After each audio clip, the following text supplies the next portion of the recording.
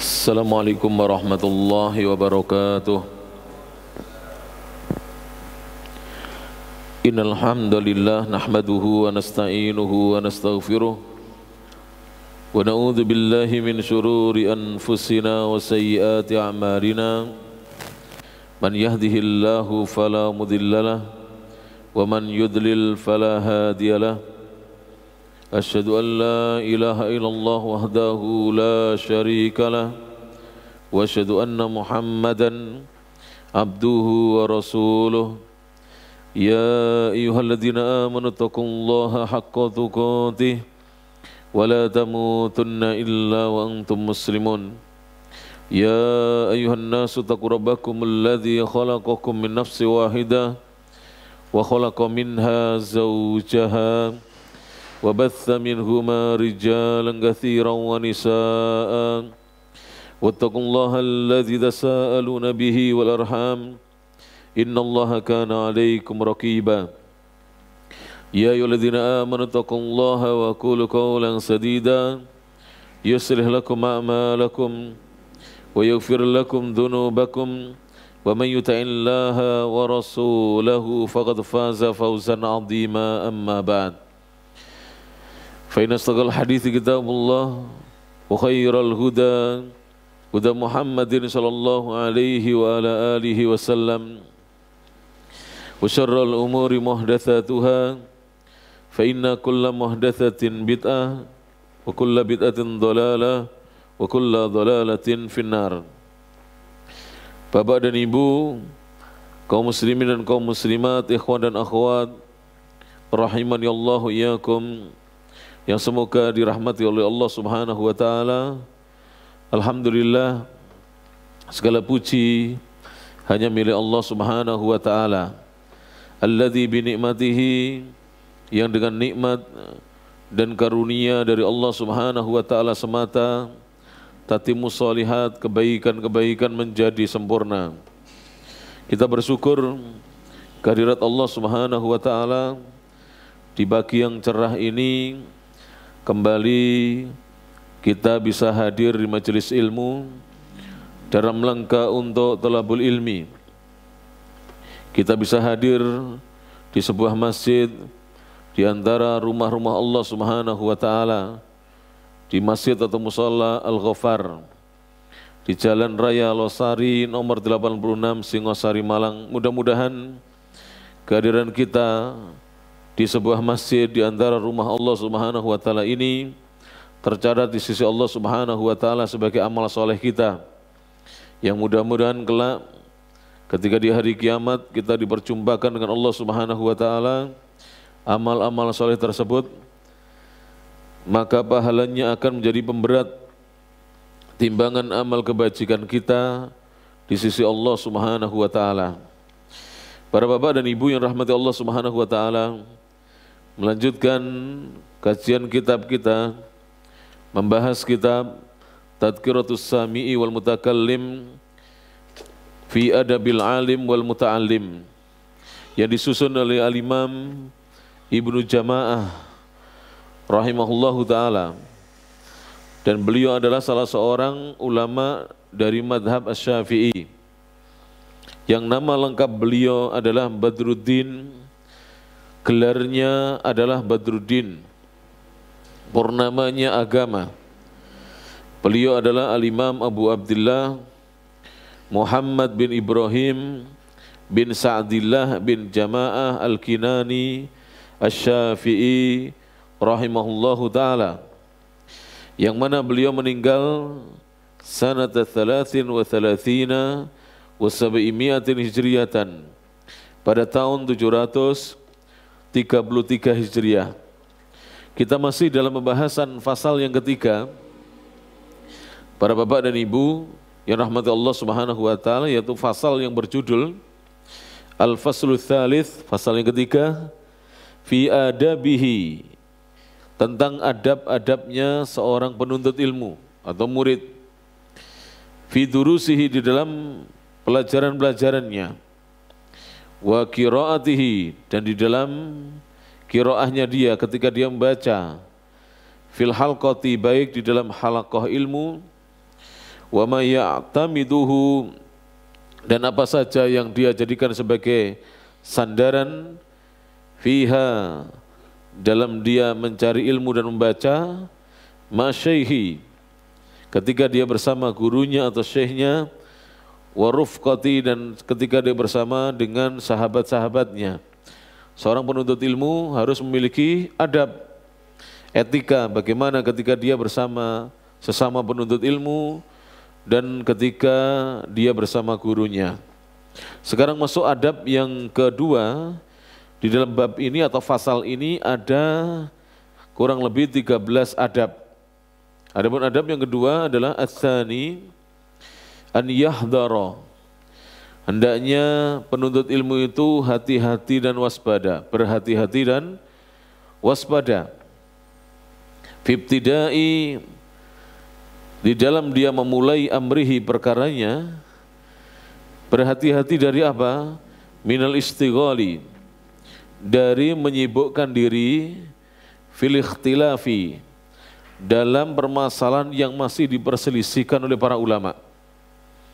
Jadi an yahdharah, hendaknya penuntut ilmu berhati-hati dan waspada, fibtidai amrihi, di dalam dia memulai perkaranya, yaitu ketika dia mulai menuntut ilmu, hendaknya berhati-hati dari minal istighali, menyibukkan diri, fil ikhtilafi, dalam persoalan-persoalan yang masih diperselisihkan oleh para ulama. Jadi kalau kita belajar, tidak usah kita memperdalam apa yang masih diperselisihkan oleh para ulama. Karena apa yang disepakati lebih banyak daripada apa yang diperselisihkan. Jelas ini? Maka penuntut ilmu tidak berbicara dengan apa-apa atau tidak dia memulai dengan apa-apa yang diperselisihkan oleh para ulama. Bainal ulama'i, di antara para ulama. Oleh karena itu, Bapak dan Ibu, yang termasuk metode dalam menuntut ilmu, memulai belajar di kitab-kitab yang kecil. Karena kitab-kitab yang kecil itu sedikit perselisihan. Kalau kitab yang panjang lebar yang dibahas tentang khilaf, perbedaan pandangan di kalangan para ulama, itu nanti kita akan langsung sudah masuk kepada perbedaan. Tetapi kalau kitab-kitab kecil, hampir semua kitab kecil itu yang dibahas adalah tentang apa-apa yang disepakati. Taib, bainal ulama'i, antara para ulama, au bainan nas, atau menyibukkan diri dengan perselisihan yang ada di tengah-tengah manusia, mutlakon, secara mutlak. Jadi mutlakon secara mutlak. Contoh ya, kalau kita baru mempelajari tauhid, itu belajar kitab yang ringkas-ringkas, seperti misalnya Al-Adabul Mufrad, Al-Qawaidul Arba. Itu kitab yang ringkas dan mudah untuk dipahami. Al-Qawaidul Arba, 4 kaidah yang terkait dengan kewajiban kita mentauhidkan Allah dan larangan berbuat kesyirikan, yang ditulis oleh Syekh Muhammad bin Abdul Wahhab. Atau mempelajari kitab misalnya Al-Usulul Tsalatsa, 3 landasan utama, belajar tentang man rabbuka, siapa sesembahanmu, wa ma dinuka, apa agamamu, wa man nabiyuka, dan siapa nabimu. Ini seolah lebih selamat, ya. Atau belajar misalnya yang pertama supaya tidak kita kebingungan, ya, kitab yang ringkas juga, yaitu kitab Tauhid, kitab Tauhid, yang mana 3 kitab ini ditulis oleh Syekh Muhammad bin Abdul Wahhab. Atau kitab yang ringkas lagi tentang rukun iman, membahas tentang 6 rukun iman, seperti Al-Aqidatus Shahihatu, kitab akidah yang sahihah, wa ma yudaduha, dan apa saja yang bertentangan dengan akidah-akidah yang sahihah, ditulis oleh Syekh Abdul Aziz bin Abdullah bin Abdurrahman bin Bas rahimahullahu ta'ala. Ini kitab-kitab yang mudah. Ya, kalau dalam masalah misalkan ya fikih, belajar kitab-kitab kecil seperti ya dalam madhab Syafi'i, belajar matan Al-Ghayah wa Taqrib yang dikenal dengan matan Abu Syuja. Ini mudah, ini mudah difahami ya. Dan kalau kita selesai nanti kita sudah memahami secara garis besar tentang fikih dari madhab Syafi'i ya. Karena kitab Matan Abi Syuja itu kitab yang merupakan ringkasan dari fikihnya Imam Syafi'i dan murid-muridnya. Atau ulama di zaman ini ada kitab misalnya judulnya Manhajus Salikin wa Tawdihul Fiqhi Fiddin yang ditulis oleh Syekh Abdurrahman bin Nasir As-Sa'di, gurunya Syekh Muhammad bin Shalih Al-Utsaimin. Ini mudah ini difahami dalam masalah fikih. Dan seterusnya. Jangan menyibukkan diri dengan perbedaan pendapat di kalangan para ulama. Kemudian beliau mengatakan fil akliyat, dalam ilmu-ilmu akliyat. Ilmu-ilmu akliyat itu apa? Yaitu madhabnya orang-orang ahli filsafat, yang mana mereka itu memiliki madhab sendiri. Dan madhab mereka seringnya mencukupkan diri dengan akal tanpa bimbingan wahyu. Oleh karena itu ilmu filsafat banyak kesesatannya dibandingkan kebaikannya. Dan seorang muslim tidak menyibukkan mempelajari itu. Ya, karena kalau dia belajar itu membuat dia bingung. Dan para ulama besar saja sampai kebingungan ketika mempelajari ilmu filsafat yang merupakan warisan dari bangsa Yunani kuno, di mana di zaman itu orang-orang Yunani pun sudah meninggalkannya, tidak mau memperdalam ilmu tersebut. Ilmu yang bukan membuat kita semakin iman kepada Allah, tapi membuat kita semakin apa? Ragu dan bimbang dengan kebenaran agama kita. Wasamiyat, dan ilmu tentang kitab-kitab yang pernah diturunkan oleh Allah Subhanahu wa taala dari langit. Untuk ini ya, kewajiban kita mengimani kitab-kitab Allah secara global. Jadi iman kita sebagaimana disebutkan dalam hadisnya Jibril, ketika Nabi SAW didatangi oleh malaikat Jibril, Nabi ditanya, "Ya Muhammad, wahai Muhammad SAW, akhbirni anil iman, kabarkan kepadaku tentang apa itu iman." Faqala SAW, maka Nabi bersabda, "Al-iman an tu'mina billah." Iman itu kamu beriman kepada Allah, wa malaikatihi, dan beriman dengan malaikat-malaikatnya, percaya kepada malaikat-malaikatnya, wa kutubihi, dan beriman dengan kitab-kitabnya, wa rusulihi, dan beriman dengan para utusannya, wal yaumil akhiri, beriman dengan hari akhir yaitu hari kiamat, wa tu'mina, dan kamu beriman bil qadari, dengan takdirnya Allah, khairihi wa syarrihi, takdir yang baik maupun yang buruk. Jadi ketika kita diwajibkan beriman dengan kitab-kitab Allah, kata para ulama, kitab yang sebelum Al-Quran itu keimanan kita mujmalan, la tafsilan, mengimani kitab-kitab tersebut secara global. Artinya kitab-kitab itu pernah diturunkan oleh Allah, tapi isinya tidak ada kewajiban bagi kita untuk mengimani isinya, karena isinya sudah ditahrif, ya, sudah banyak penambahan, pengurangan, dan perubahan, sudah mengalami apa? Distorsi. Jadi sudah mengalami distorsi. Distorsi itu bisa ditambah, bisa dikurang, ya, bisa dirubah, bisa ganti oleh manusia. Dan banyak di dalamnya kontradiksi, pertentangan dari satu pasal ke pasal yang lain isinya. Adapun Al-Quran, iman kita mujmalan, ijmalan, wa tafsilan, secara global maupun terperinci. Bahkan satu huruf Al-Quran tidak boleh diingkari, harus diimani. Karena semua isi Al-Quran adalah kebenaran. Kitab yang dahulu sudah dinasahkan, dibatalkan hukumnya dengan turunnya apa? Al-Quran. Dan Al-Quran sebagaimana difirmankan oleh Allah Subhanahu wa taala di awal surat Al-Baqarah, Bismillahirrahmanirrahim, Alif Lam Mim, Dzalikal kitabu la raiba fihi hudalil muttaqin. Alif Lam Mim, ya, tidak ada yang tahu artinya kecuali hanya Allah. Dzalikal kitabu, kitab Al-Quran ini, la raiba fihi, tidak ada keraguan di dalamnya, hudalil muttaqin, petunjuk bagi orang-orang yang bertakwa. Jadi seperti itu. Adapun kitab-kitab dahulu seperti kita memperlakukan uang lama. Di Indonesia dulu ya para jemaah, saya belum lahir, mungkin Bapak sebagian juga belum lahir. Kalau yang lahir tahun ya mulai dari 1945 sampai 19 mungkin 50-an atau 60-an masih tahu ya. Tapi kalau lahirnya seperti saya 1975 tidak tahu. Jadi dulu katanya bapak-bapak kita, uang rupiah itu paling tinggi 100 rupiah. Betul tidak ini? Dulu. Seperti dolar dia. 100 rupiah itu paling tinggi. Ya, dolar sekarang paling tinggi berapa? 100 dolar. Tidak ada 500 dolar. Tidak ada 1000 dolar. Ya, itu uang dolar yang paling apa? Tinggi. Kalau rial yang paling tinggi berapa? 500 real. Kalau rupiah yang paling tinggi sekarang berapa? 100.000. Ini sudah mengalami inflasi banyak. Nah dulu uang rupiah itu adalah berapa? 100 rupiah yang tertinggi. Tapi uang itu sudah tidak berlaku lagi di zaman kita. Uang itu sudah tidak berlaku lagi di zaman kita sekarang ini. Yang berlaku adalah uang yang sekarang. Yang paling tertinggi berapa?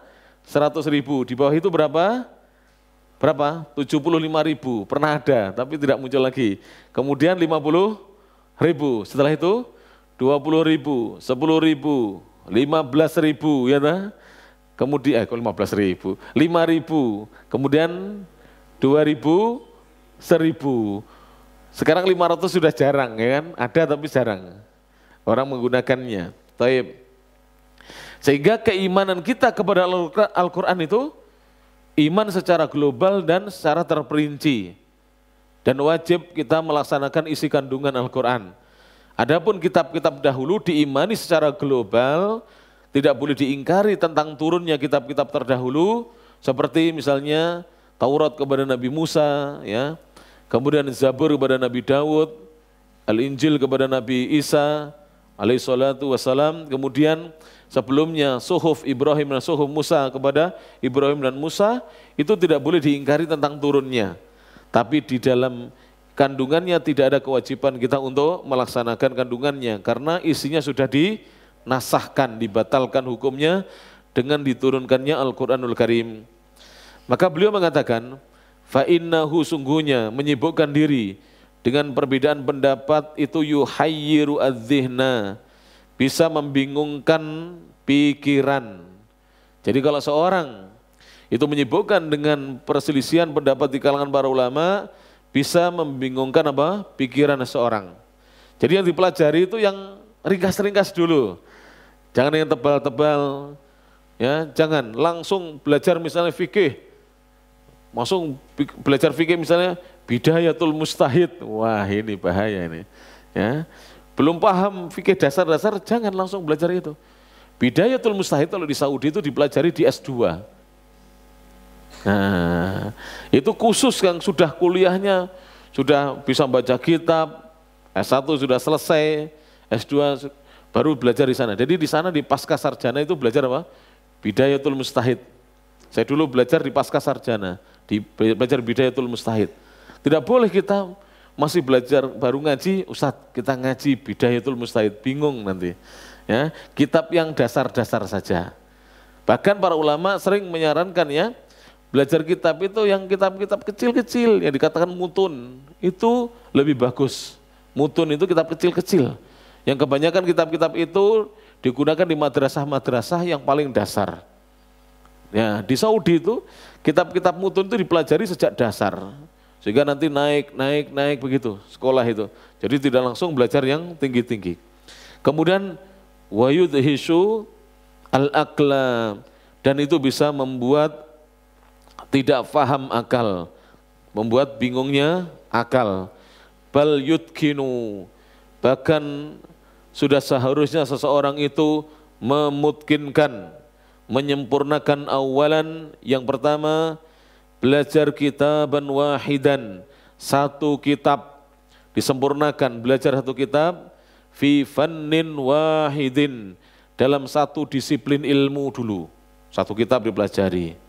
Jadi misalkan begini ya, panjenengan sekarang misalkan belajar dasar misalnya ya. Di sini misalnya pelajaran dasar ilmu nahwu, belajar kitab Al-Muqaddimah Al-Ajurrumiyah. Ya, yang ditulis oleh Al-Imam Ibnu Ajurrum rahimahullah taala. Sudah dipelajari itu dulu. Jangan belajar kitab yang lain dulu, itu dulu diselesaikan. Kalau sudah selesai diulangi kembali. Ini kalau di Saudi Arabia dulu kami belajar dengan para ulama, kalau di kampus tidak, kalau di kampus selesai ganti kitab. Tapi kalau di depan para ulama, kami kalau selesai dari satu kitab itu mengulangi kembali kitab itu.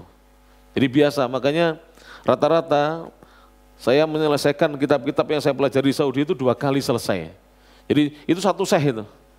Selesai, langsung besoknya itu pekan depan diulangi lagi kitab itu sampai khatam. Misalnya selesai kitab ini ya, langsung bulan berikutnya kita khatamkan lagi sampai selesai. Kalau di sini itu pasti pengajiannya ditinggal kalau seperti itu. Ya, kalau sudah selesai kok diulangi kembali akan ditinggal. Kalau di Saudi tidak.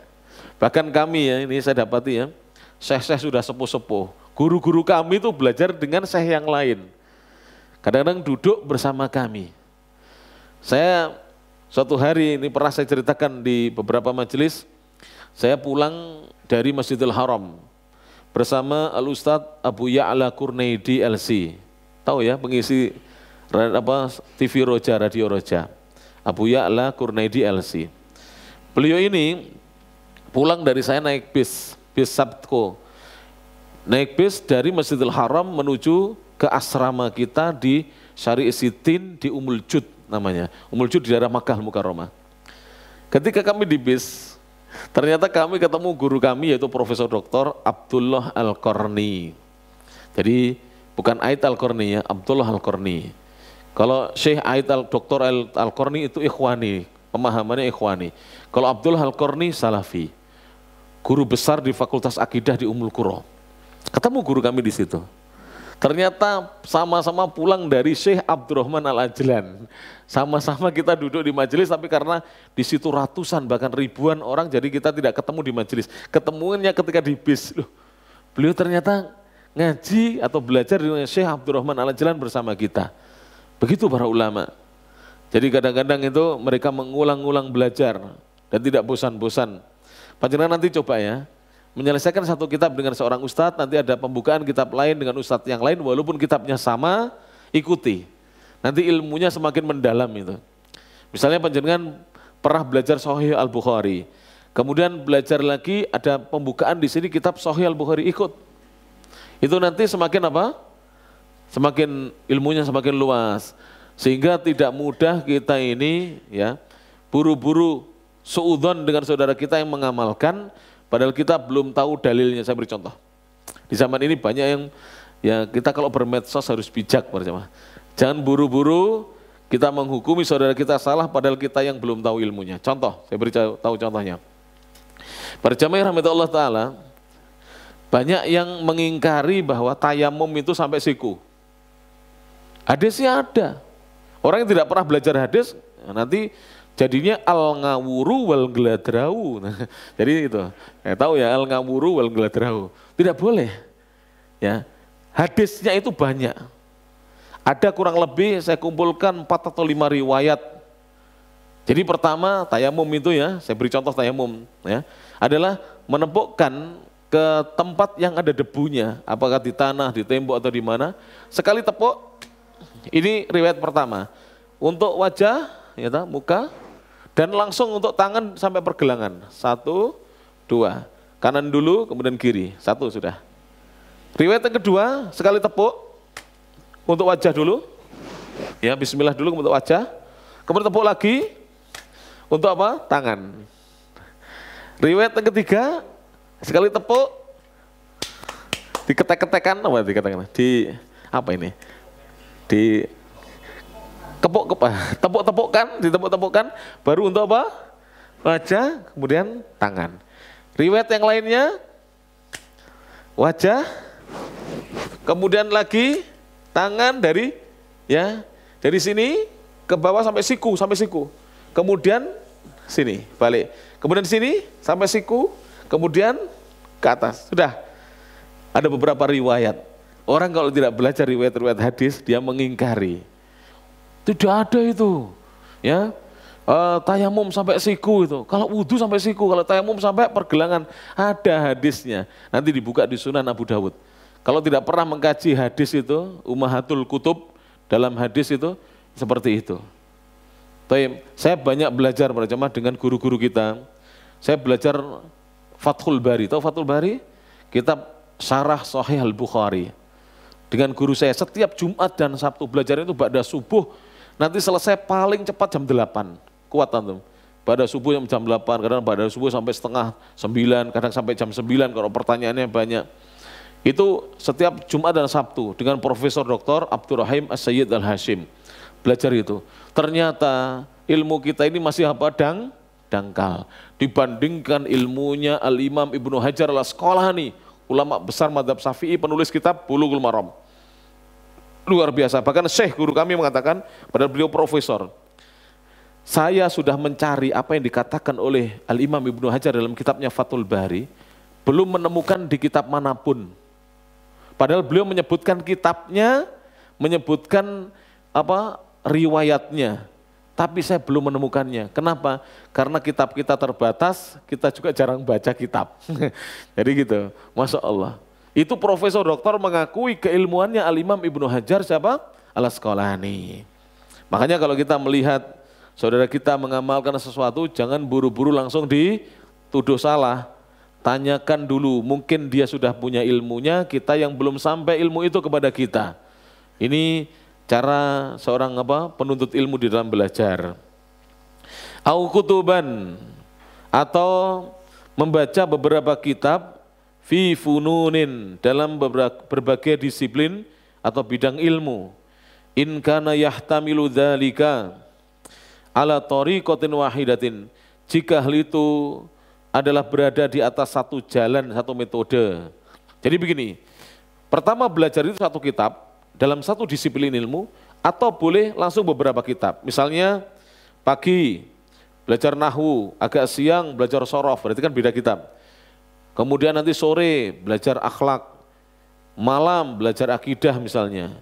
Ya, besok dia belajar tauhid, besoknya lagi apa? Belajar tentang sirah nabawiyah, diperbolehkan. Tapi harus dengan satu metode belajar. Jangan banyak metode belajar. Jadi jangan banyak metode belajar. Satu metode yang dia jalani di dalam belajar. Seperti apa? Saya beritahu. Metode belajar pertama adalah sekarang ini yang banyak, terutama di Indonesia, adalah metode seorang guru membacakan kitab itu pada muridnya, dan muridnya duduk menyimak, baik mencatat maupun menyimak dari kitabnya. Ini kalau dulu dalam bahasa pesantren adalah metode bandongan namanya. Metode apa? Bandongan. Metode yang sekarang jarang adalah sorogan. Sorogan itu bagaimana? Seorang murid membawa kitabnya, membaca di depan gurunya, disimak oleh gurunya. Baik gurunya bawa kitab sendiri, maupun gurunya tidak bawa kitab. Metode ini sekarang diamalkan di dalam tasmi' Al-Quran, ya kan? Setoran hafalan Quran, itu diamalkan metode sorogan. Tapi dulu, para ulama itu ya, muridnya baca kitab. Saya biasa di Saudi begitu. Saya baca kitab, disimak oleh guru saya, yang ikut paling satu orang. Kadang anak saya, kadang saya tidak ada yang mengikuti. Jadi saya dengan guru saya langsung saya baca. Nanti kalau saya keliru dibetulkan oleh siapa? Gurunya. Ini namanya metode sorogan namanya. Ini sekarang di Indonesia jarang. Kenapa jarang? Karena banyak murid sekarang ini tidak bisa baca kitab. Jadi kalau antum baca kepada saya, bisa jadi tidak berangkat. Karena sudah nervous duluan sudah gemetar duluan ini. Apalagi kitabnya gundul pacul, tidak ada harokatnya ini. Makanya metode sekarang yang diterapkan apa? Bandongan namanya. Jadi metode belajar murid menyimak apa yang dibacakan oleh gurunya.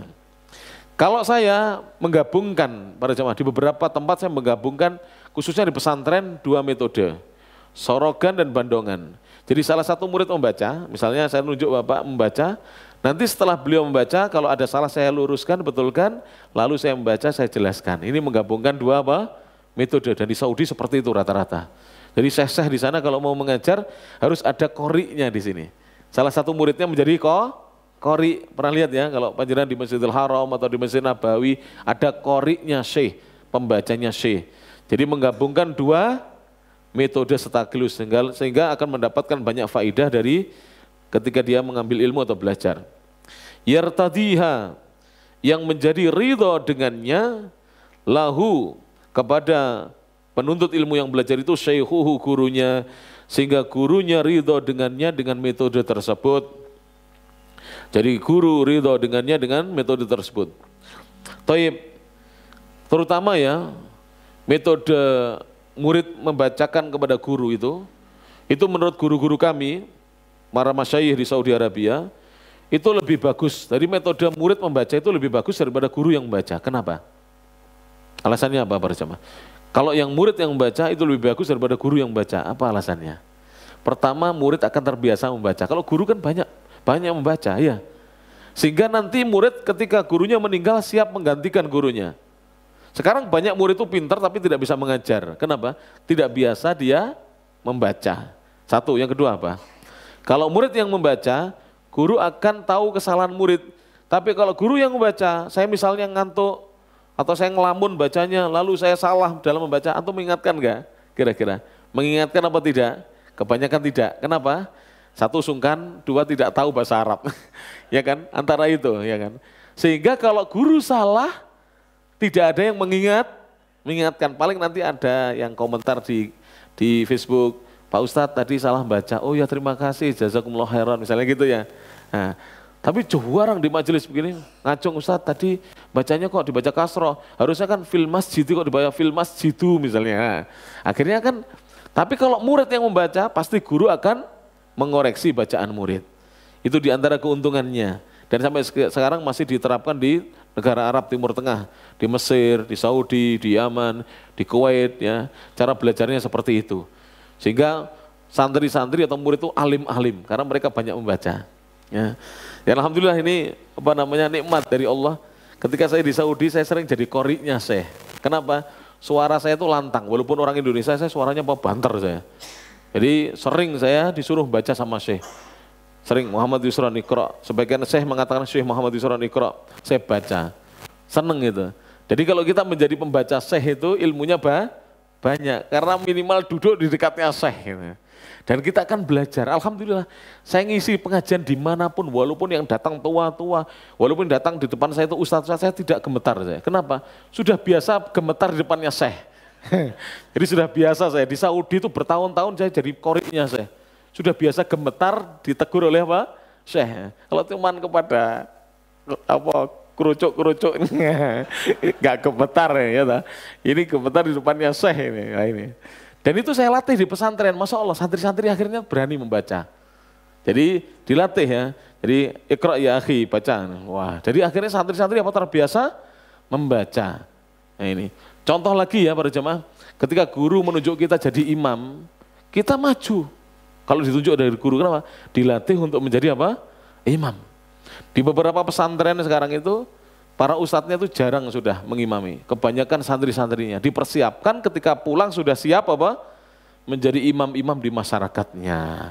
Sebab banyak orang hafal Quran tapi tidak bisa menjadi imam. Kenapa? Jarang praktek. Panjenengan belajar bahasa Arab, jarang dipraktekkan, tidak bisa. Paling taunya ana, anta, antum gitu saja ya. Gitu. Tapi tidak bisa bicara bahasa Arab. Kenapa? Ilmunya tidak dipraktekkan. Tapi santri di pesantren belajarnya sedikit tapi cepat bisa. Kenapa? Karena ilmunya langsung dipraktekkan. Gitu. Kita lanjut ya para jamaah yang rahmati Allah Ta'ala. Fa in kanat tariqatu syaikhihi, jika metode mengajarnya syekh adalah naqlal madhahibi, syekh menukil berbagai macam madhab, berbagai macam pendapat ulama, wal ikhtilafi, dan syekh suka menukil perbedaan pendapat di kalangan para ulama, ada guru seperti itu. Walam yakun lahu, namun guru atau syekh tidak memiliki ra'yun wahidun, satu pendapat yang dipilih, maka qala al-Ghazali, berkata Imam al-Ghazali rahimahullah. Oh Imam al-Ghazali para jemaah, ulama besar mazhab Syafi'i. Saya jelaskan singkat ya. Beliau itu ulama yang disebut dengan seorang faqih, ahli fikih. Walaupun beliau itu sempat ya mempelajari filsafat untuk membantah filsafat, sampai beliau kebingungan, nanti dibaca sejarahnya. Beliau sampai kebingungan. Begitu beliau kebingungan, beliau itu menulis kitab namanya apa? Ihya Ulumiddin. Menghidupkan kembali apa? Ilmu-ilmu agama. Ihya. Ini kitab besar. Kitab sekian ini. Saya punya kitab Ihya. Tapi kalau antum beli kitab Ihya, belilah yang sudah ditakhrij dan ditahqiq oleh diantaranya Al-Imam Al-Iraqi dan Syekh Al-Albani. Saya punya yang tahqiqan Al-Imam Al-Iraqi dan Syekh Al-Albani. Karena di dalam Ihya masih banyak hadis-hadis yang tidak sahih. Maka antum harus tahu tahqiqnya dulu, takhrijnya dulu. Ya, penelitian hadisnya. Yang bagus itu tahqiq dan takhrijnya Al-Imam Al-Iraqi yang datang sesudah Imam Al-Ghazali atau Syekh Al-Albani. Itu yang paling bagus. Nah, Al-Ghazali itu adalah ulama fikih. Bahkan beliau itu dulunya rektor sebuah universitas namanya An-Nidhamiyah di Irak. Jadi pernah jadi rektor. Dan An-Nidhamiyah itu universitas paling tua di dunia sebelum Al-Azhar. Al-Azhar itu boleh dikatakan nomor 2, tertua di dunia. Umur Al-Azhar sudah lebih dari 1000 tahun. Ya, kalau UIM, Universitas Islam Madinah baru itu. Apalagi UIN, baru itu. Itu baru itu. Ya, Indonesia itu baru itu. Jadi yang lama, universitas lama itu An-Nidhamiyah. Tapi saya tidak tahu sekarang masih ada atau bagaimana di Irak. Kalau Al-Azhar di Kairo, Mesir jelas. Sampai sekarang melahirkan ulama-ulama besar. Universitas apa? Al-Azhar di Mesir. Itu sudah 1000 tahunan umurnya, universitas tua sekali. Nah, Imam Al-Ghazali, nama lengkapnya Al-Imam Abu Hamid. Abu Hamid itu kunyahnya, ya. Abu Hamid. Muhammad bin Muhammad At-Tusi An-Naisaburi Asy-Syafi'i. Jadi namanya Muhammad, bapaknya namanya Muhammad, kakeknya namanya Muhammad. Dari At-Tusi, beliau dari Tus, An-Naisaburi dari Nasabur, ya. Asy-Syafi'i, dikenal dengan Al-Ghazali rahimahullah ta'ala. Lahir tahun 450 Hijriah, sudah lama sekali. Jadi beliau sebelum Ibnu Qayyim, sebelum Ibnu Taimiyah, sebelum Ibnu Abdul Hadi, sebelum Ad-Dahabi, sebelum Ibnu Katsir sebelumnya. 450 apa? Hijriah dilahirkan.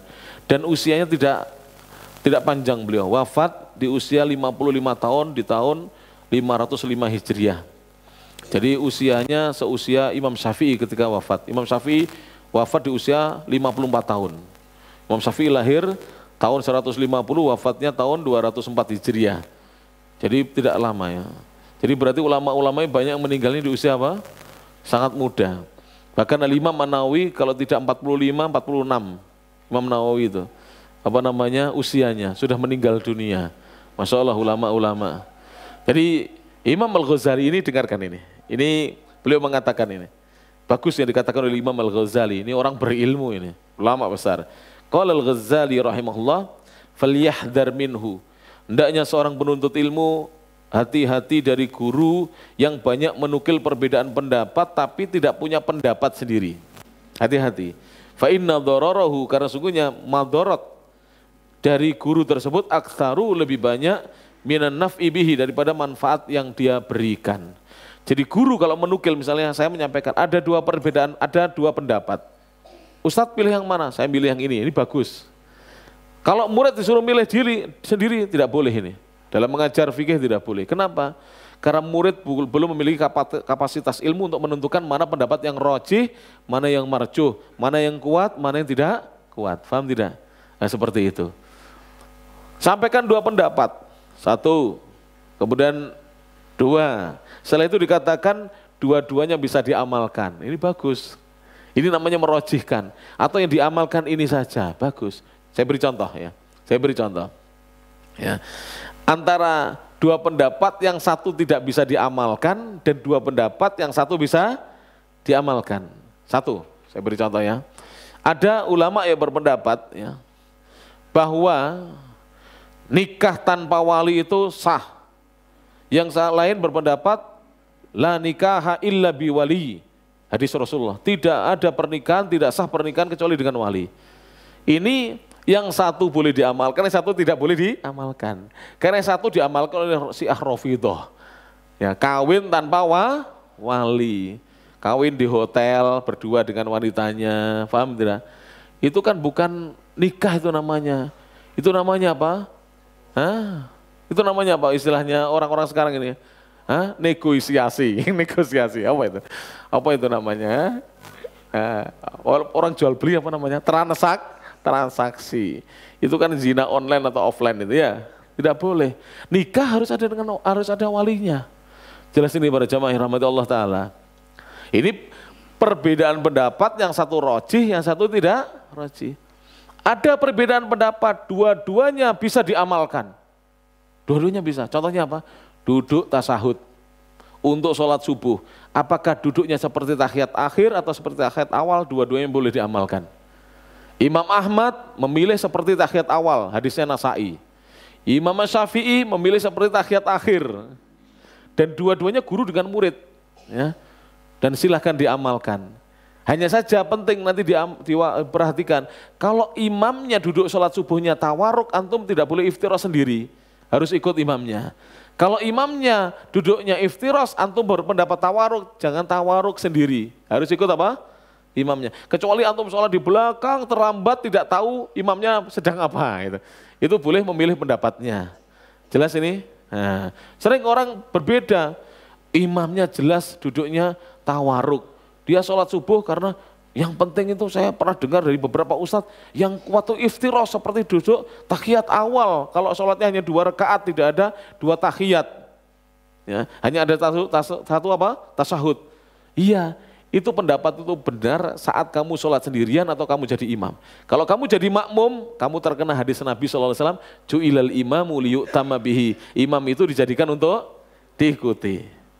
Jelas, makanya para sahabat ketika Nabi salam di rakaat kedua, saat sholat duhur atau asar, disebutkan dalam hadis ini, Bukhari hadisnya. Maka para sahabat ikut salam. Baru setelah salam, sahabat namanya apa? Dzulyatain mengatakan, aku siratis sholah, ya Rasulullah, apakah sholatnya dikosor sekarang jadi 2? Amnasita, atau engkau yang lupa ya Rasulullah? Ya kan, ditanya begitu. Tapi sahabat ikut salam tidak? Ikut salam. Baru kemudian ditanya kepada Nabi. Beliau mengatakan sholat tidak dikosor dan aku tidak lupa. Tapi kemudian Nabi bertanya kepada Abu Bakar As-Siddiq, Abu Bakar, apakah benar ini dikatakan Dzulyatain? Benar ya Rasulullah. Langsung beliau takbir lagi, menambah 2 rakaat. Sahabat ikut nggak nambah? Ikut nggak? Ikut. Nah berarti harus mengikuti imam walaupun imamnya salah. Nanti kesalahan ditanggung oleh siapa? Imam. Tapi Rasulullah tadi tidak salah, beliau lupa. Tapi kalau imamnya misalnya salah, seandainya salah, kesalahan ditanggung oleh siapa? Kesalahan ditanggung oleh siapa? Kalau imamnya seandainya salah, imam. Contoh, saya beri contoh. Sholat subuh imamnya masih ngantuk, kelangopan. Wah gitu kelangopan. Lalu sholat subuh harusnya tahiyat, dia kok berdiri lagi. Menambah 1 rakaat. Subhanallah, tetap ngeyel dia. Baca surat, baca ayat, baca apa? Al-Fatihah, baca surat. Salam. Semua akhirnya setelah salam, Pak Imam ngapunten, panjenengan wau sholat 3 rakaat. Boten kula kalih ngeyel, masih mengeyel ini. Obat ngeyel kan tidak ada ya. Obatnya ngeyel, masih ngeyel. Boten Pak, jamaah yang lain, panjenengan 3 rakaat. Coba tadi jenengan rakaat pertama baca apa? Al-A'la toh, Sabih Ismail. Kedua Al-Ghasyiyah. Setelah itu jenengan baca apa? Al-Humazah misalnya. Lah betul. Oh iya, saya 3 rakaat. Sujud sahwi. Nah gitu kan. Tapi imam harus diikuti. Walaupun dia salah, subhanallah diikuti. Dosanya ditanggung siapa? Imam. Jadi imam itu kalau ada salahnya menanggung dosa. Makanya tidak boleh kita maju jerundul jadi imam, tidak boleh. Harus hati-hati. Harus belajar apa? Fikih. Ini pernah kejadian ini, mungkin pernah saya ceritakan di Surabaya. Ada imam sudah sepuh gitu ya. Ceritanya begitu. Sudah sepuh, sholat pakai sarung, tapi tidak pakai celana dalam dan tidak pakai celana panjang. Yang bagus kalau panjenengan pakai sarung, tetap pakai celana. Sarungan, tidak pakai celana dalam, tidak pakai celana panjang. Akhirnya di tengah-tengah sholat, sarungnya bedah. Mungkin sudah lama itu, benar itu. Saya di belakangnya dengan mahasiswa, waktu itu saya masih mahasiswa. Itu ketika kejadian tahun 2000, ketika saya kuliah di Matali Al-Irsad Surabaya, calonnya Stay Ali dulu.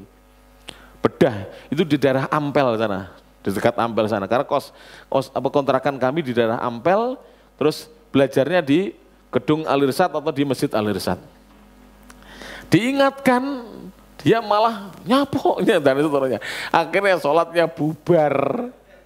Harusnya kalau diingatkan kan dia mundur. Tapi imamnya belum mengerti ilmu, akhirnya sholatnya apa? Bubar. Mengulangi dari awal sholatnya. Karena imamnya tidak mengerti ilmu. Ini pentingnya ilmu para jamaah rahmati Allah Ta'ala. Ya, kita lanjut. Jadi menurut Imam Al-Ghazali, dan ini bukan hanya pendapat Imam Al-Ghazali, berarti ini pendapatnya Ibnu Jamaah juga dan ulama-ulama salaf dahulu, tidak boleh kita belajar dengan satu guru yang suka menyebutkan banyak perbedaan tapi dia tidak merojihkan, tidak menunjukkan mana yang rojih. Merojihkan itu boleh apa tidak para jemaah? Bukan hanya boleh, ya. Sebagian ulama mengatakan wajib kalau itu untuk mengajar ke masyarakat. Wajib. Sebab masyarakat jangan sampai dibuat apa? Kebingungan menentukan mana yang rojih. Walaupun kalau kita ternyata setelah merojihkan atau menguatkan satu pendapat, di kemudian hari kita mendapatkan pendapat kita salah atau tidak kuat, kita siap rujuk namanya. Kembali kepada yang kuat dan yang benar. Seorang muslim seperti itu dalam hidup. Jadi jangan kemudian bahasa Jawanya berengkele, padahal jelas-jelas pendapatnya salah, diingatkan oleh banyak orang karena menganggap yang mengingatkan hanya jamaah biasa, dia tidak mau nerima. Tidak. Kalau memang pendapatnya tidak benar, seorang muslim dia harusnya rujuk kepada kebenaran. Sebagaimana firman Allah Subhanahu wa taala, ya ayyuhalladzina amanu, wahai orang-orang yang beriman, atiullaha, taatlah kalian kepada Allah, wa atiur rasula, dan taatlah kalian kepada Rasul, wa ulil amri minkum, dan taatlah kepada pemimpin-pemimpin di antara kalian. Fa in tanaza'tum fi syai', jika kalian bertanazuk, berselisih tentang sesuatu, farudduhu ilallahi war rasul, kembalikan kepada Allah dan Rasulnya. Kembali kepada Allah apa? Kembali kepada Al-Quran. Kembali kepada Rasul apa? Kembali kepada as-sunnah. Seperti itu. Wa kadzalika, demikian pula, yahdaru, hendaknya berhati-hati atau waspada, fibtida'i talabihi, di awal mula dia mencari ilmu, minal mutala'at, dari menelaah atau membaca, fitafarikil musannafat, tentang tulisan-tulisan yang tercerai-berai. Fa innahu, maka sungguhnya itu, yudayyi'u, bisa menyia-nyiakan zamanahu, waktunya dia, wa yufarriqu, dan bisa memecah dhihnahu, akal pikirannya. Jadi tidak membuat dia konsentrasi, karena dia baru belajar sudah menelaah kitab-kitab yang tercerai-berai. Harusnya dia menelaah satu kitab saja, ya, dengan gurunya, dengan satu metode sampai dia faham. Bal yu'til kitab, bahkan hendaknya dia memberikan kitab, alladzi yaqra'uhu, yang dia baca itu, awil fanni, atau di satu bidang, awil fanna, atau dia memberikan satu bidang, alladzi ya'khudhuhu, yang dia ambil bidang itu, kulliyatahu, membaca satu kitab atau membaca satu disiplin ilmu itu secara keseluruhan, hatta yudkinahu, hingga dia menyempurnakan ilmu tersebut, hatta yudkinahu, hingga dia menyempurnakannya. Jadi jangan buru-buru. Ini mohon maaf, ini beberapa saya pernah mendengar dari sebagian pengurus pengajian. Ini tolong nanti diingatkan ya guru-guru kita. Jadi ada sebagian guru itu, dia sendiri ditanya, Ustadz ngaji apa misalnya, sebagian dai, ngaji kitab ini, sudah dikaji, baru beberapa pertemuan belum khatam, dia minta ganti kitab. Ini tidak boleh. Ini ada yang mengeluh kepada saya, panitia pengajian. Saya bilang, kalau Ustadz itu tidak mau meneruskan, lebih baik minta saja kajian tematik atau berhenti belajar. Karena itu tidak boleh. Jadi membuka, kalau kita sudah membuka satu kitab, dikhatamkan sampai selesai. Ini mau khatam ini. Jadi harus dikhatamkan. Kalau tidak tuntas berarti gurunya tidak pernah tuntas belajar. Sering bolos, tidur di kelas. Waktunya ustadznya mengajar, dia main bola. Karena ustadz sepak bola. Itu tidak boleh ini. Jadi kalau kita mencari guru dari awal sampaikan, Ustadz, ini kitab yang panjenengan pilih ini, nanti bisa selesai ya dibaca. Oh iya Pak, insya Allah kita sampai selesai. Nah itu baru guru yang dipilih. Ini bukan pendapat saya loh, pendapatnya ulama-ulama besar ini, contohnya Imam Ibnu Jamaah rahimahullah ta'ala. Jadi tidak boleh seorang belum menghatamkan satu kitab, kemudian berpindah kepada kitab yang lainnya. Kitab yang belum khatam ditinggal, tidak boleh. Jelas? Kecuali begini, satu kasus. Ustadz sudah milih satu kitab. Tiba-tiba jamaah itu 2-3 pertemuan, 4 pertemuan puyeng semuanya. Namanya puyeng. Terus akhirnya jamaah dengan panitia menyampaikan pada Ustadz, ini kami jamaah ini sebagian besar 75% tidak paham kitab yang panjenengan bacakan. Bagaimana kalau diganti? Ya sebenarnya boleh. Karena jamaah belum paham tidak boleh diteruskan. Ya, terlalu tinggi. Seperti misalnya dalam kitab Asma wa Sifat, jangan belajar At-Tadmuriyah. Itu susah sekali kitabnya. Banyak kalimat-kalimat itu untuk membantah ahlul bid'ah. Contoh lagi, Syarhus Sunnah lil Muzani, itu susah juga. Jadi untuk dasar itu, ya seperti Ushulul Thalathah tadi, Al-Qaidul Arba, Kitabut Tauhid, itu mudah. Al-Aqidatus Shahihah itu mudah ya. Kitab misalnya Aqidatu Ahlussunnah wal Jamaah, Syekh Utsaimin, itu mudah. Ya, kitab misalnya Nukhbah Minal Aqidatil Islamiyah, Syekh Utsaimin, mudah itu. Tapi jangan kitab yang sulit-sulit, yang isinya bantahan kepada ahlul bid'ah. Kita ini wong paham aja belum mau membantah ahlul bid'ah. Ya, itu. Jangan itu. Sama dengan baru belajar nahwu, Ustaz, saya pengen ngaji Alfiyah. Waduh. Alfiyah nanti 1000 bait itu. Jurumiyah dulu. Nah, Jurumiyah selesai dulu. Atau kitab yang mudah lagi apa? Al-Muyassar fi ilmi nahwi, itu mudah. Panjenengan sudah belajar bahasa Arab apa? Apa para jamaah? Minta dari panitia belajar bahasa Arab. Di sini saya lihat Ustadz Saifullah ya sudah ngajar apa? Tahsin, bagus. Teruskan para jamaah. Paham nggak paham ikut. Ya. Nanti kalau ada pelajar bahasa Arab ikut. Tapi tolong yang dipilih kitab-kitab dasar. Walaupun sudah ada yang pinter harus ngalah. Tidak boleh yang ngalah yang kurang pinter. Ya. Nanti akan membosankan karena pelajaran itu apabila dianggap sulit oleh banyak murid, maka akan membuat bosan murid-muridnya. Jadi seperti itu para jamaah yang rahmati Allah Subhanahu wa taala. Thayyib. Kemudian beliau mengatakan, wa kadzalika, demikian pula, yahdaru, hendaknya waspada dan berhati-hati penuntut ilmu itu. Minat tanakuli, dari berpindah-pindah ini. Min kitab, dari kitab, ila kitabin, kepada kitab yang lain, min ghairi mujibin, dengan tanpa ada alasan yang mewajibkannya untuk pindah. Tidak boleh pindah-pindah kitab. Nah, ini. Jadi belajar itu selesaikan dulu satu kitab. Contoh ya, panjenengan ingin belajar hadis, sebaiknya apa? Kitab apa dulu? Jangan Sahih Bukhari langsung, berat itu. Apa dulu Bapak? Al-Arba'in An-Nawawiyah, itu sudah top, bagus itu. Al-Arba'in An-Nawawiyah sudah bagus. Nanti baca kitab-kitab yang Arba'in banyak. Ya, Al-Arba'in Fil Aqidah wal Manhaj ada Syekh Dr. Rabi bin Hadi Al-Madkhali. Ada Arba'innya Ustadz Abdul Hakim Abdad ada. Saya punya juga Arba'in sendiri. Itu bagus. Saya punya tulisan Al-Arba'una Al-Jawiyah Fil Ahadith Ats-Tsabitah Fil Khairiyah. Itu 40 hadis tentang amal-amal kebajikan. Saya tulis. Itu bagus untuk mengkaji hadis dulu. Nanti meningkat Umdatul Ahkam. Meningkat agak tinggi lagi Bulughul Maram atau Riyadhus Shalihin. Baru kitab-kitab yang besar. Seperti itu tata cara kita belajar kitab-kitab para ulama. Fa innahu, maka sungguhnya alamatud dojari, itu merupakan tanda dari ad-dojar. Jadi kalau kita belajar kitab-kitab yang sulit atau yang besar, sering pindah-pindah, itu merupakan tanda atau alamat ad-dojar, kebosanan. Ya, nanti akan ada bosan nanti. Karena kita misalnya ya kajian hanya sebulan sekali seperti saya ini. Ini kalau ini kan kemarin melanjutkan di tempat yang lain. Jadi panjenengan melanjutkan. Insya Allah nanti kalau ini sudah khatam, saya akan pilih kitab yang tipis-tipis. Jadi panjenengan cepat khatam ya. Kalau bisa yang dipilih yang ada terjemahannya bahasa Indonesia, nanti kalau panjenengan tidak bisa memegang Arabnya, bisa pegang ya bahasa Indonesianya, beli bahasa Indonesianya. Saya baca Arabnya, panjenengan menyimak bahasa Indonesianya. Jadi biasanya kalau di kajian bulanan begini saya milihnya kitab-kitab tipis. Seperti ini saya beri contoh ya. Ini nanti saya ngaji di Kepanjen.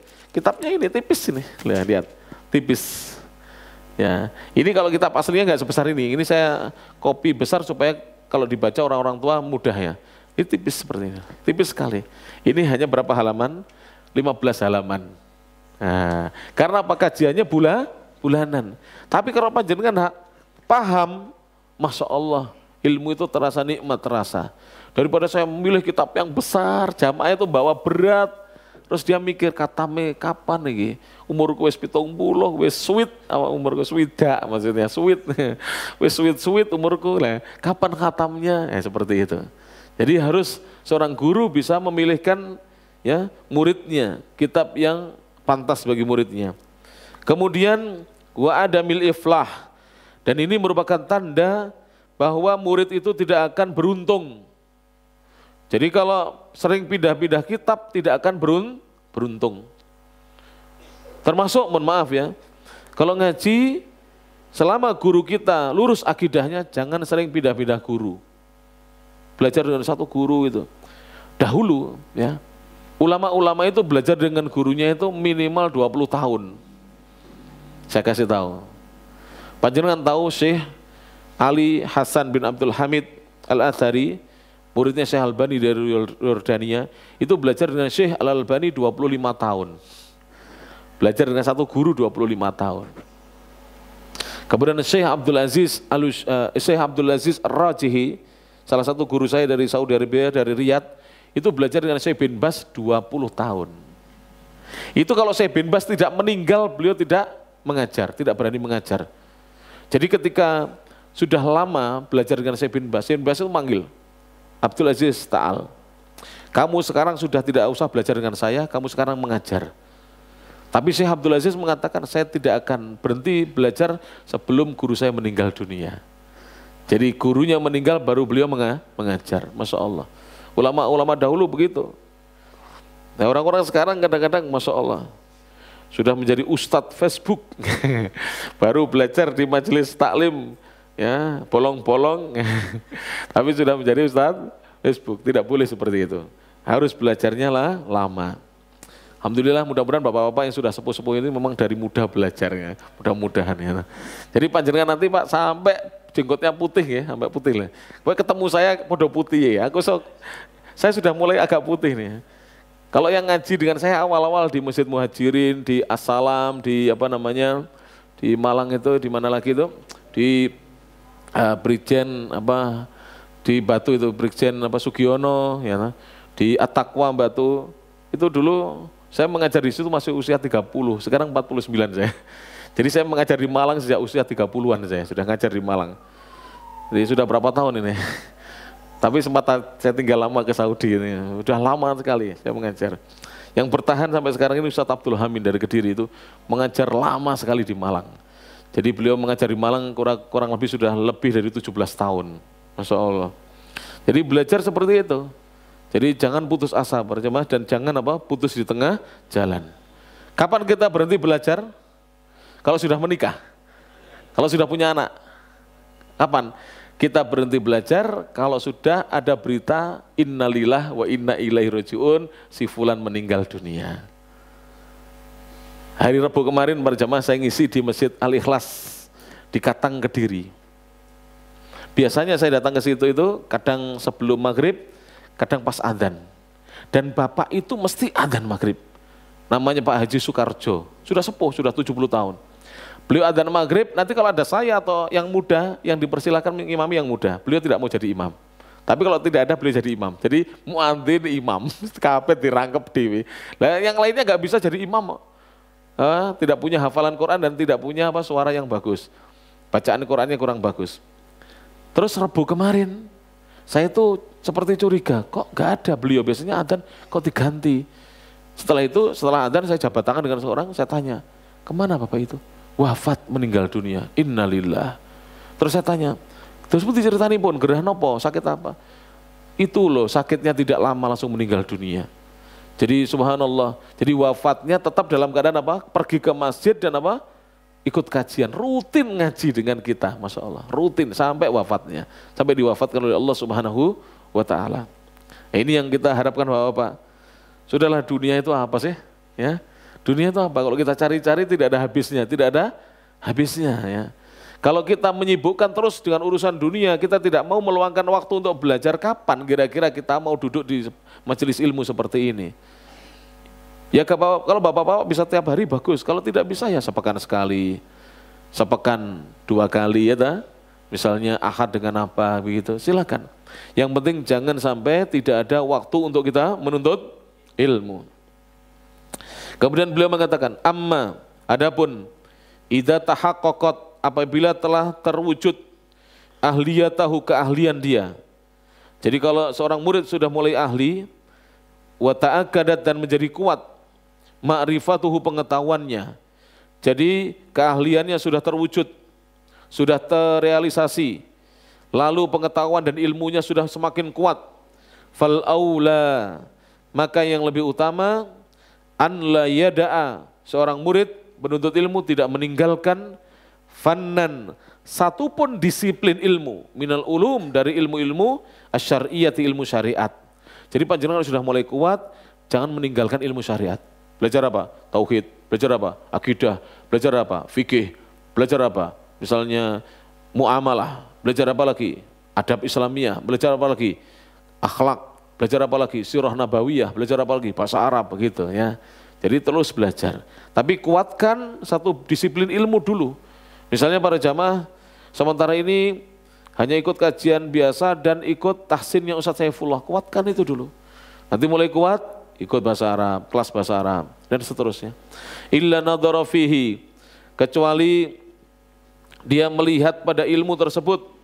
Melihat di sini maksudnya menelaah, mempelajari. Fa in sa'adahul qadaru, apabila kekuatan dia membantu dia, jadi dia mampu belajar lebih dari satu disiplin ilmu, wa tulul umri, dan panjang umurnya membantu dirinya, ala tabahuri, untuk dia meluaskan ya, belajarnya fihi, pada disiplin ilmu, fadaka, maka itulah yang harus ditempuh. Jadi kalau dia kuat untuk belajar, misalnya bapak-bapak untuk datang ke sini kuat, ada motor, bisa beli bensin, ya, maka datang. Atau umurnya masih ada, maka datang belajar. Kita perluas ilmu kita, para jamaah rahmati Allah subhanahu wa ta'ala. Dan saya ingatkan ya, mempelajari satu bidang ilmu, satu disiplin ilmu itu awal kali belajar pasti kesulitan, pasti itu sudah. Panjenengan misalnya mempelajari apa? Akidah. Awal itu kurang paham, apa ya tauhid rububiyah, saya kok tidak paham. Tauhid asma wa sifat tidak paham, tauhid uluhiyah tidak paham. Datang lagi, pertemuan berikutnya mulai paham. Ya, mulai paham. Nanti setelah khatam, terus kemudian dia mungkin belajar kitab yang lain tapi masih dalam bidang akidah, disiplin akidah. Atau belajar di masjid yang lain, disiplin akidah juga, melanjutkan kitab itu. Maka dia akan semakin apa? Faham. Contoh lagi ya, orang yang baru belajar ilmu nahwu, itu membedakan mubtada dan khobar itu bingung gitu. Ya, siapa yang sudah belajar ilmu nahwu? Saya tes, berani siapa? Ya, membedakan mubtada dan khobar itu bingung. Oh iya, berarti boleh dites. Nah. Atau siapa yang bisa jawab ini? Saya mengatakan faslun, mana mubtadanya, mana khobarnya. Faslun. Itu kalau para ulama salaf dulu, faslun artinya hadza faslun, hadza mubtada, faslun khobar. Mubtada itu pokok kalimat, khobar itu beritanya atau pelengkap pokok kalimat. Nah, seperti itu. Jadi semua judul, kalau ada judul kok jumlahnya cuma satu, misalnya kitab. Misalnya kitabul ilmi, itu asalnya ada depannya, hadza kitabul ilmi. Sahihul Bukhari, hadza sahihul Bukhari, begitu. Jadi mesti ada mubtada, pokok kalimat, ada khobar. Kalau gitu jumlahnya kalimatnya berupa jumlah ismiyah, kalimat yang didahului dengan kata benda atau kata yang dibedakan atau kata sifat. Nah, seperti itu. Tapi kalau kalimatnya jumlah fi'liyah didahului fi'il, pasti ada fi'il, fa'il, kadang-kadang fi'il, fa'il, maf'ul. Contoh, ya, misalnya baka al-waladu, baka telah menangis, al-waladu anak kecil. Ya. Tidak butuh maf'ul, karena sudah cukup. Namal waladu, anak kecil itu telah tidur, tidak butuh maf'ul. Tapi kalau akala al-waladu at-tufaha misalnya, anak kecil itu telah makan apel. Dia butuh apa? Setelah fa'il pelaku butuh maf'ul, objek penderita. Butuh objek. Nah, seperti itu para jemaah, orang belajar itu pertama mesti bingung. Antum belajar, panjenengan belajar tajwid. Oh, saya gak paham ya, aku mat tobi'i, kok enek mat wajib, ya muttasil, mad jaiz munfasil, mad arid lis sukun dan seterusnya. Kan tidak paham. Tapi lama-lama dipraktekkan oleh ustaz, dijelaskan lagi, ditanyakan oleh murid yang lainnya, jamaah yang lainnya, lama-lama akan faham. Nah, seperti itu.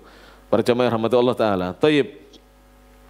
Wa illa jika tidak demikian, faqad istafada minhu, maka sungguh dia telah mengambil faidah darinya.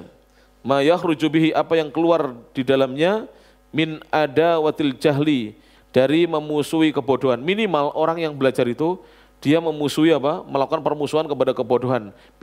Bidzalikal ilmi, dengan ilmu itu. Karena wajib kita mengangkat, membuang kebodohan dari diri kita. Jadi tidak boleh seorang muslim itu bodoh selama hidupnya, tidak boleh. Ini kalau kaidah ini dipegangi oleh seorang muslim, ya, dimanapun dia berada, dia bisa eksis. Eksis itu apa Pak? Eksis lah. Bisa apa? Ya bisa bertahan lah. Contoh ya, contoh. Contoh, panjenengan jualan nasi pecel misalnya. Ini kok mulai sepi, tapi yang sana jualan nasi pecel kok rame. Pelajari, makan di situ, dilihat. Oh, ternyata dia ada tambahannya, sate usus, sate apa? Sate ini apa namanya? Telur puyuh, gitu. Terus kemudian ada sate apa namanya? Jeruan. Kemudian ada ayam gorengnya, ada tempe goreng, ada tahu goreng. Oh, ditambahi ini. Nah, ini namanya belajar. Karena orang yang bodoh itu para jamaah tidak akan beruntung dimanapun dia berada. Jangan memelihara yang namanya apa? Kebodohan. Apalagi bodoh tentang ilmu agama, tidak boleh. Bodoh tentang ilmu dunia saja orang akan sengsara. Bagaimana dengan bodoh tentang ilmu agama? Wa ya'tani, dan hendaknya dia menaruh perhatian min kulli fannin, dari setiap disiplin ilmu, bil ahammi, dengan yang terpenting, fal ahammi, maka kemudian yang penting yang di bawahnya. Wala yakfulanna, jangan melalaikan, jangan sekali-kali dia melalaikan, anil amali, dari mengamalkan ilmunya, alladzi huwa al maqsudu bil ilmi, inilah yang dimaksudkan dengan seorang mencari ilmu. Jadi kita mencari ilmu tujuannya apa para jamaah? Untuk diamalkan. Bukan hanya untuk koleksi ilmu, tapi untuk diamalkan. Seperti hari ini, apa kesimpulan kita para jamaah? Jangan langsung belajar perbedaan pendapat para ulama.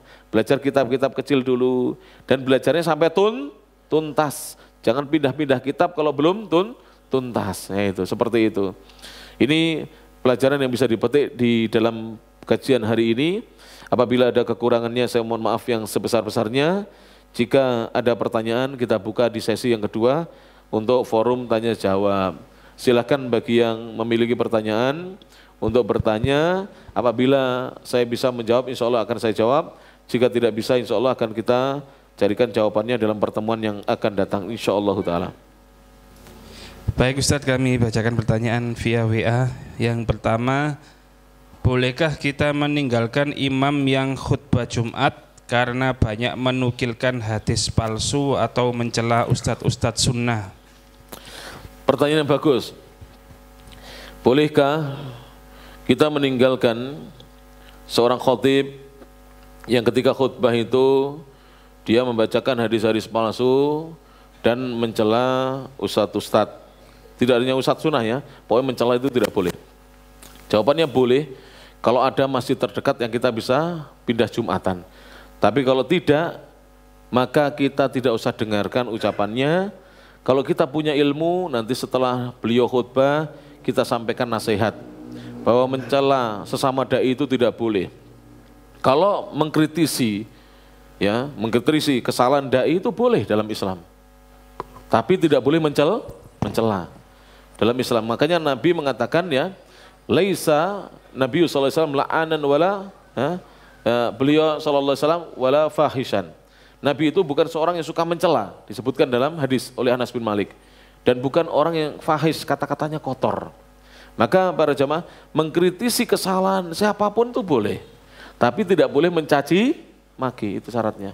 Baik ustadz sunnah, bukan ustadz sunnah, pokoknya tidak boleh kita mencaci maki. Apalagi khutbah, khutbah itu tadkir, bukan caci maki isinya. Isinya apa? Tadkir itu apa? Peringatan. Makanya rukun, di antara rukun khutbah isinya apa? Ayat dibaca, hadis dibaca. Bukan mencaci maki, bukan menggibah, bukan siaran televisi. Loh ada tuh khutbah. Isinya seperti apa? Pembacaan apa? Teks di televisi itu apa namanya? Berita itu. Lah khutbah kok isinya seperti itu? Khutbah itu isinya Al-Quran Sunnah. Perkataan ulama salaf itu khutbah. Maka boleh kita tinggalkan. Kalau tidak bisa pada saat itu, ya nanti kalau beliau khutbah kita tidak usah sholat di situ. Kenapa? Karena khutbahnya tidak ada faedahnya. Hadis-hadis palsu, tidak meningkatkan iman. Hadis-hadis yang sahih masih banyak, yang hasan masih banyak. Wallahu a'lam bishawab. Tapi saya sarankan jangan dicaci maki, jangan dijadikan sebagai kuncingan. Kalau bisa didatangi rumahnya yang gentle gitu loh. Panjenengan harus gentle. Afan ya, panjenengan kan punya guru-guru yang dulu mungkin banyak kesesatannya. Datangi, jangan diolok-olok di medsos. Jangan, kalau saya tidak setuju itu. Dosa nanti kita. Apalagi kita merasa sudah benar, itu dosa itu. Datangi, Ustadz mohon maaf, panjenengan menetapkan 10% itu dari mana itu? Tiap bulan 10% dari mana? Sampaikan begitu. Panjenengan nyuruh ngepel masjid yang dimasuki selain kelompoknya panjenengan itu dari mana? Gitu. Saya minta dalilnya gitu. Rasulullah pernah dengan para sahabat mengikat orang yang jelas musyrik, bukan muslim, di dalam masjid. Berarti Rasulullah itu memasukkan orang najis dalam masjid. Nah gitu. Makanya harus punya ilmu. Kalau tidak punya ilmu tidak bisa. Nah itu gentle itu menurut saya. Antum ingin guru antum masuk neraka atau masuk surga? Atau mantan guru itu ingin masuk neraka atau masuk surga? Ingin kita bawa masuk surga bersama kita. Maka seorang muslim itu seperti itu para jamaah. Saya sering nasihatkan kepada teman-teman. Ustadz itu mantan kiai saya alul bid'ah, jangan begitulah, gak usah sebut gitu. Datangi dia, jelaskan bid'ahnya. Yang gentle gitu lah, jadi pemuda itu, ya ta? Yang gentle gitu, ya ta?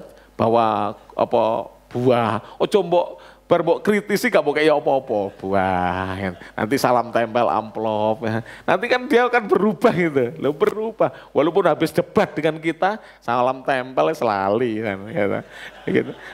Saya sudah praktek Pak, manjur.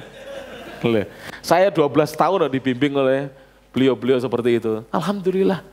Bahkan buku yang saya berikan ini, kapan hari saya beliau khutbah saya di situ, saya pas gak ada khutbah. Usul salasa yang dibahas. Kemarin yang dibahas amar ma'ruf nahi mungkar, masya Allah. Kiai saya itu, gara-gara saya beli hadiah buku, saya kasihkan buku hadiahnya. Loh kiai bisa baca kitab kok, nah dewe apa? Kitab gondrong misalnya, kitab kudul gak bisa lah. Nah seperti itu nasihat saya ya. Tolong jangan diolok-olok, dicaci maki, bukan sifatnya seorang yang beriman. Dan tidak ada salafus soleh mengajarkan demikian, tidak ada. Yang gentle gitu loh, diingatkan dengan baik, dengan lemah lembut ya. Rasulullah dulu mendatangi orang-orang kafir tidak? Rasulullah dulu mencaci maki atau mendatangi mereka? Datangi itu gentle itu, wong lanang tenan datangi. Kamu begini, kamu sembahlah Allah, kamu demikian. Itu datangi oleh Rasulullah Shallallahu Alaihi Wasallam. Pernah Rasulullah mendatangi orang kafir bersama Abu Bakar Siddiq. Walaupun banyak ditolak, tapi beliau mendatangi. Itu yang baik. Dan itu yang dicontohkan oleh Nabi Muhammad SAW. Jadi hukumnya boleh ya, boleh. Tapi tidak boleh ada madharat di situ ya. Jadi boleh kemudian nyari masjid terlambat, ini tidak boleh. Ya tetap kita di situ, tampil kita mengingkari di dalam hati. Kan kalau ada kemungkaran, ingkari dengan apa dulu? Tangan. Kalau tidak mampu dengan lisan. Kalau tidak mampu dengan hati. Ya, man ra'a minkum munkaran, barang siapa melihat di antara kalian satu kemungkaran, falyughayyirhu biyadihi, rubahlah dengan tangan. Tidak mampu fa illam yastati, jika dia tidak mampu fa bilisanihi, maka dengan lisannya. Fa illam yastati, jika dia tidak mampu fa biqalbihi, maka dengan hatinya. Mengingkari dengan hati itu wajib, dalam kondisi apapun wajib. Wallahu a'lam bishawab. Pertanyaan berikutnya, beberapa penuntut ilmu merasa sudah mumpuni ilmunya dan berani mengkoreksi ustadz. Ada kalanya menegur langsung dengan komen di postingan ustadz. Ini bagaimana hukumnya? Ya. Dan bagaimana seharusnya penuntut ilmu jika merasa yang disampaikan ustadz ada kekeliruan atau berbeda dengan pendapatnya? Apa boleh mengingatkan ustadz dengan langsung via WA ustadz? Thayyib. Kekeliruan dai, ustadz, kiai ya, atau syekh itu boleh diluruskan, bahkan wajib. Kalau beliau membahas di umum, maka disampaikan via WA dulu, japri dulu. Jabri dulu disampaikan, tapi bahasanya harus beradab, beretika. Kalau beliau belum merubah dengan cara Jabri itu, kita sampaikan di kolom komentar supaya orang tidak tersesatkan dengan kesalahan tersebut. Jelas ini ya para jamaah? Tapi harus dengan beradab, tidak boleh ada caci maki. Pak Ustadz, mohon maaf, nyuwun ngapunten. Setahu saya pernah belajar dengan ustadz yang lain, hadis ini palsu. Hadis yang sahih seperti ini. Mohon maaf sekali lagi Pak Ustadz, mudah-mudahan Pak Ustadz diberi kesehatan, dikaruniai taufik kayak gitu, yang harus halus. Nah, nanti kalau dihapus atau apa, terserah. Sudah bukan urusan kita. Jadi mengkoreksi kesalahan guru itu wajib, tapi ada caranya, nanti ada bab yang berikutnya belum kita baca, insya Allah bulan depan ya. Bagaimana cara mengkoreksi kesalahan guru, ya itu boleh ya. Baik di forum langsung maupun secara tidak langsung boleh. Kalau ya misalnya begini, ada penanya yang dia itu orang Surabaya, mampir ke Al-Ghafur tanya. Terus guru kita salah menjawab pertanyaan itu, panjenengan harus meluruskan pada saat ini. Tidak boleh ditunda, kenapa? Orang itu gak akan datang lagi soalnya. Itu nanti ada pembahasannya tersendiri. Ya, nah, panjenengan belum tahu, nanti pembahasannya tersendiri insya Allah akan kita bahas. Tapi kalau yang bertanya ini sering datang, ya, dan ustadznya juga rutin ya, isi di masjid ini, di musola ini, maka boleh kita koreksi di kemudian hari. Ya, baik kita WA ustadznya Jabri, atau kita temui secara tersendiri setelah pengajian, kita sampaikan, supaya nanti ustadznya meralat pendapatnya yang salah. Ya, itu caranya begitu. Nanti insya Allah dalam pertemuan yang akan datang akan kita bahas. Belum ini ya. Tapi secara singkat seperti itu. Hukumnya apa? Boleh tidak mengkoreksi kesalahan Ustadz? Wajib. Bukan boleh, wajib. Jangan membiarkan kesalahan. Itu justru kasihan kepada Ustadznya. Kalau kita membiarkan kan namanya apa? Bukan hormat itu namanya. Mencelakakan Ustadz. Tidak boleh, Ustadz itu kan manusia. Misalnya, saya tidak tahu di sini ada jeglongan apa bahasa Indonesianya? Jeglongan apa? Tanah yang apa?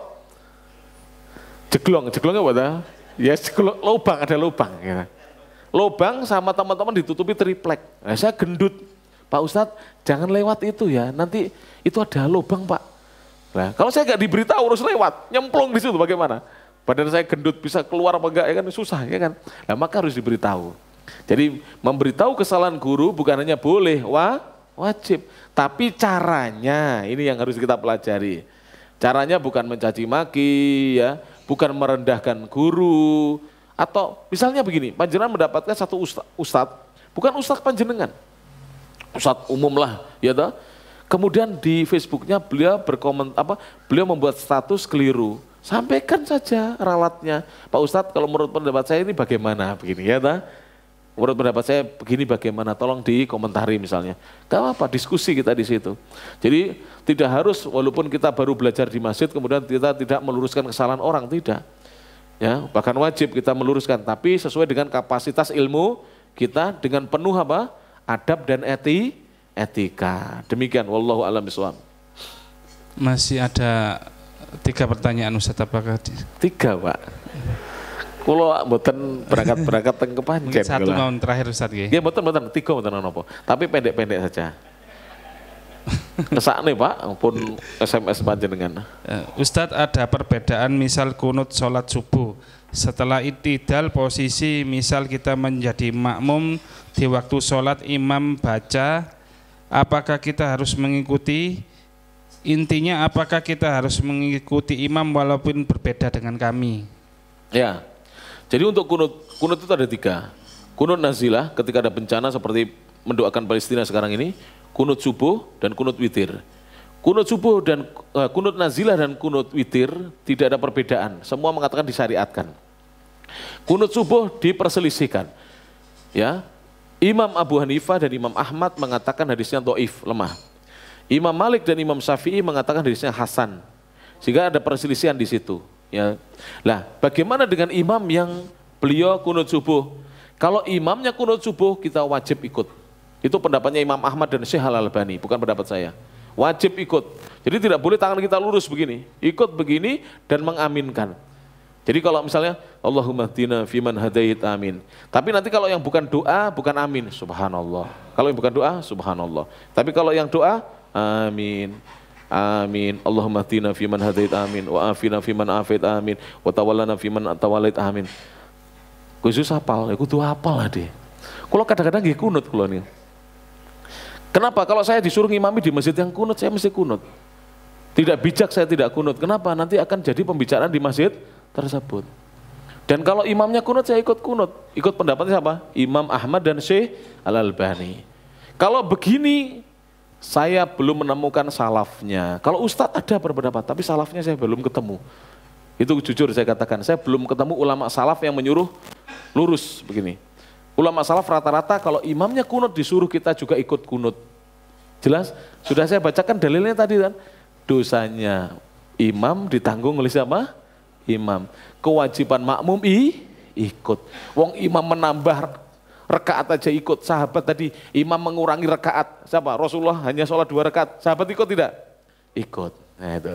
Nanti baru diskusi setelah itu. Nah, seperti itu ya. Jadi sudah paham ya? Insya Allah sudah paham lah insya Allah ya. Jadi tidak boleh lagi begini. Kalau menurut pendapat saya ikut Imam Ahmad dan Syekh Al-Albani tidak boleh begini. Ikut imamnya. Tapi tetap kita berpendapat kunut subuh hukumnya apa? Dhaif, hadisnya dhaif. Tapi ketika imam melakukan karena keyakinannya hasan hadisnya, bagus ya hadisnya, maka kita harus ikut. Mana dalilnya? Ju'ilal imamu liyu'tama bihi. Imam dijadikan untuk diikuti, bukan untuk diselisihi. Jelas ini? Monggo. Pertanyaan yang kedua berikutnya, ya. Kitab Syarah Kitab Tauhid itu termasuk kitab dasar Tauhid atau sudah levelnya tinggi? Saya mengikuti secara online tiap. Kalau syarahnya, syarah singkat itu dasar. Tapi kalau syarahnya seperti Fathul Majid itu sudah tinggi itu. Al-Qaulul Mufid itu sudah tinggi. Kalau syarahnya yang tebal-tebal, kalau syarahnya yang ringkas-ringkas, ya itu tidak. Jadi kitab Tauhid itu kitab dasar, tapi pakai syarah yang ringkas-ringkas. Jangan yang apa? Syarahnya tebal-tebal. Seperti itu. Wallahu a'lam bishawab. Itu termasuk kitab dasar ya. Kalau syarahnya ringkas, itu soal kitab dasar. Misalnya Ustadz Abdullah Rai di HSI itu kan bahas kitab Tauhid. Tapi beliau pakai syarah ringkas, itu berarti dasar itu. Kalau syarah yang panjang itu Fathul Majid. Itu pernah dulu guru kami Ustadz Ar-Rafiq Gufran LC, beliau membaca. Tapi sudah yang ikut itu sudah jamaah sudah tahunan, sudah belasan tahun, bahkan 20 tahun lebih. Karena beliau sudah baca yang dasar-dasar, maka beliau baca Fathul Majid yang sudah tingkatannya lebih atas, yaitu Mutawwal, namanya kitab yang sudah panjang lebar pembahasannya. Demikian ya, wallahu a'lam bishawab. Pertanyaan terakhir Ustadz. Ya. Kalau untuk bahasa Arab lebih diutamakan pelajaran Baina Yadaik atau Durusul Lughah. Kemudian jika ingin belajar bahasa Arab dari nol atau dari dasar, mana yang lebih utama? Belajar percakapan atau kosakata terlebih dahulu? Ya, belajar itu tidak boleh kosakata percakapan.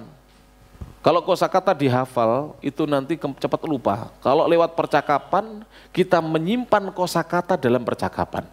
Makanya anak-anak itu kan kalau kita ngajari anak ngomong kosakata atau percakapan? Percakapan langsung. Tapi butuh waktu untuk apa? Direspon kemudian disimpan dalam memori. Butuh waktu. Maka belajar itu adalah langsung percakapan. Hadza kitabun, jangan hadza, hadani, haulai. Itu nanti apa namanya? Cepat lupa. Tapi kalau langsung disimpan dalam kalimat misalnya hadza kitabun, tilka madrasatun. Itu tersimpan nanti dalam memori tersimpan. Tapi harus banyak latihan. Dan jangan langsung belajar nahwu. Nahwu nanti, setelah percakapan sudah agak lancar, baru belajar apa? Nahwu dan sorof. Jadi belajar tata bahasa itu nanti, grammar itu gampang. Ya, anaknya orang Arab itu tidak ngerti nahwu sorof. Bahkan saya itu loh sering ngajari anak SMP, SMA orang Arab, saya ajari nahwu. Ya, jadi mereka tidak ngerti, tapi orang Arab hebat-hebat Pak. Umur 1 tahun, 2 tahun sudah bisa bahasa Arab. Itu hebat. Saya kagum dengan mereka. Jenengan jenggotnya putih kayak bahasa Arab. Ya kan? Saya kagum dengan orang Arab, Masya Allah. Ya jenengan sudah cobaan letak tes bahasa Arab kayak iso ya. Orang Arab loh 1 tahun, 2 tahun bau pinter-pinter. Batin kula ngomong lo lancar ngono. Ki ngombe apa, makanannya apa, lo lancar orang Arab. Saya tetangga dengan mereka bertahun-tahun Pak. Saya di Arab sejak 2008 sampai 2017. Bertahun-tahun tetangga dengan mereka. kok mana lancar-lancarnya. Ya karena setiap hari diucapkan. Makanya percakapan dulu ya. Jadi kitab yang dipilih itu 2 itu bagus itu. Tapi yang paling bagus Al-Arabiyyatu Baina Yadaik itu yang paling bagus, baru Durusul Lughah. Karena Al-Arabiyyah Baina Yadaik itu beliau kalau mengambil takbir atau ungkapan atau kalimat itu singkat-singkat dan sering ada latihannya, itu bagus. Tapi kalau sudah Ustadz memilihkan Durusul Lughah, ikuti saja. Itu juga percakapan sebenarnya. Tapi lebih bagus apa? Al-Arabiyyah Baina Yadaik, lebih bagus itu. Wallahu a'lam bishawab. Kalau suruh milih ya lebih bagus itu. Tapi dua-duanya bagus, sama-sama percakapannya ya. Taib. Sudah cukup atau masih ada, Pak? Sampun mawon Ustaz, karena sudah jenengan nanti terlat ke Panjen Ustaz. Loh, ada berapa? Sudah selesai kalau via WA-nya, tinggal biasanya yang di ruangan Ustaz. Oh, yang di ruangan ditunda saja ya. Iya. Ya, insya Allah maklumi. Ya, di ruangan juga sudah mulai capek. Demikian yang bisa disampaikan, mudah-mudahan bermanfaat. Akhirul kalam, subhanakallahumma bihamdik, asyhadu an la ilaha illa anta, astaghfiruka wa atubu ilaik. Assalamualaikum warahmatullahi wabarakatuh.